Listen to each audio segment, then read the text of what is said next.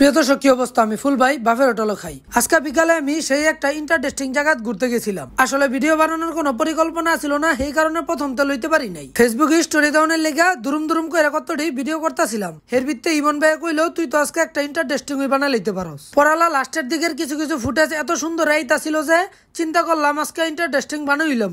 ভার্সিটিতে আনার পরেতে আর কেউরেই পাইতাছিলাম না। হঠাৎ ইমন ভাইয়ের লগে দেখা হইলো, আর হ্যাঁ কইলো ল তোর একটা জায়গাত লয়ে যাই। জিগাইলাম কই যাইবা?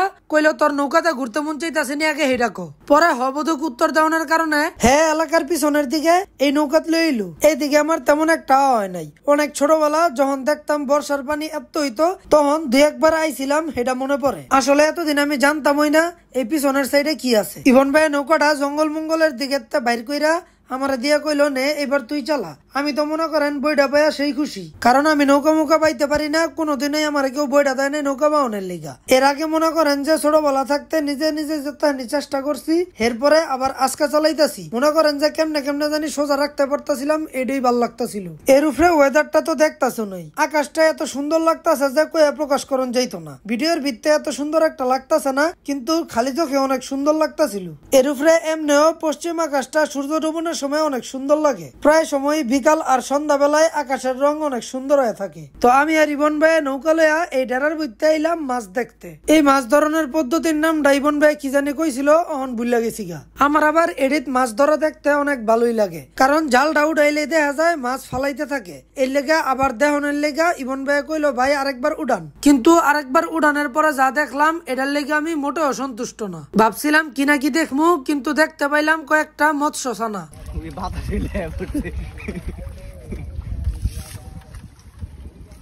এরপরে ইবন ভাইয়া কইলো, এটার ভিতরে তো তেমন একটা মাছ দেখতে পালি না, ল আরেকটা যাই গিয়া দেখি হ্যাঁ কেমন মাছ পাইছে। ইবন ভাই আবার অনেক সুন্দর দুরুম দুরুম স্পিডে নৌকা বাইতে পারে। হ্যাঁ আবার কইলাম, তোমার পিছনের ব্যাকগ্রাউন্ডটা অনেক সুন্দর আইতাছে, আয়ো তোমার কয়টা ছবি তুলে দিই। এরপরে হেরে দুরুম দুরুম কয়টা ছবি তুলে দিলাম। এরপরে কইলাম, ভাই আমারও কয়টা ছবি তুলে দাও, কিন্তু আমার ছবিটি হ্যাঁ নষ্ট করে লাইলো। সূর্যটা যতই ডুবতা ছিল, আকাশটা ততই সুন্দর হইতাছিল।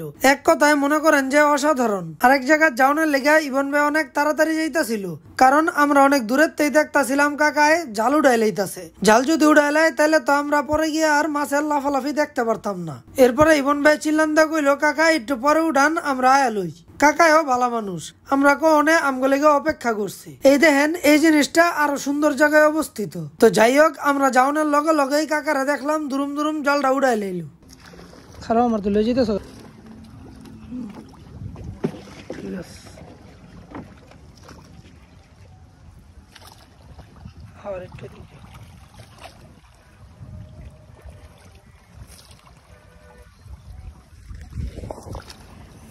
ওই যে একটা তেলাপিয়া।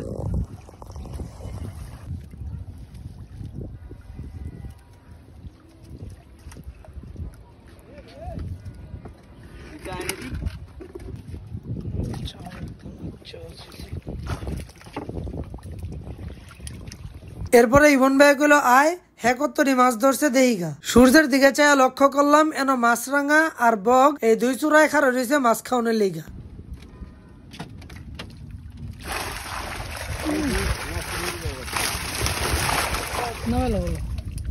এরপরে ইবন ভাই কইলো, আয় যাওয়ার পথে ওই আগের জনেরটা আবার দেখা পড়বো, হেডটা আবার দেখাই গা। একটা জিনিস অনেক ভাল লাগলো, দেখলাম আমগো নৌকার লগে ফরিঙ্গিলে কি সুন্দর করে পাল্লা দিয়ে আইতাছে। এরপরে আমরা শেষবারের মতন ভাইয়ের মাছ উঠানি দেখলাম, দেখা আজকের মতন এনেই বিদায় লইলাম। তো আমনে গহগলতার লগে দেখাইবো নেক্সট আবার একটা ইন্টারেস্টিং ভিডিও।